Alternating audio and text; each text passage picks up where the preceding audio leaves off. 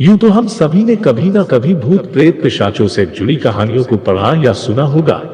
हो सकता है कुछ ने ऐसी पारलौकिक शक्तियों का सामना भी किया हो।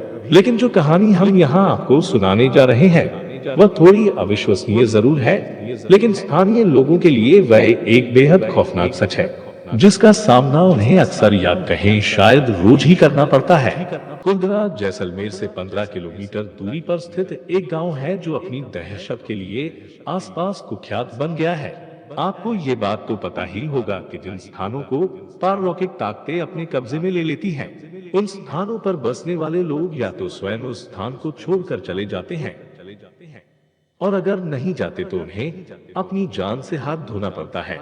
कुलधरा भी ऐसा ही एक गांव है जहां पहले ब्राह्मण समुदाय का वास था। ऐसा माना जाता है कि सन 1825 में इस गांव में रहने वाले पालीवाल ब्राह्मण और आसपास के 84 गांवों के लोग रातों रात अपना घर छोड़कर चले गए थे। सन 1300 से गांव में पालीवाल ब्राह्मण की पीढ़ियां रहा करती थी और रक्षाबंधन के एक दिन सभी इस गांव को छोड़कर चले गए। ऐसा माना जाता है इस दिन कुछ ऐसा दर्दनाक घटा था जिसके बाद आज तक भी बहुत से पालीवाल ब्राह्मण रक्षाबंधन का त्योहार नहीं मनाते। इतने ज्यादा लोगों के गांव छोड़ने के पीछे कहानी ये कहती है कि उस समय जैसलमेर के दीवान सलीम सिंह को कुलधरा समेत 84 गांवों के मुखिया की खूबसूरत बेटी से प्यार हो गया था।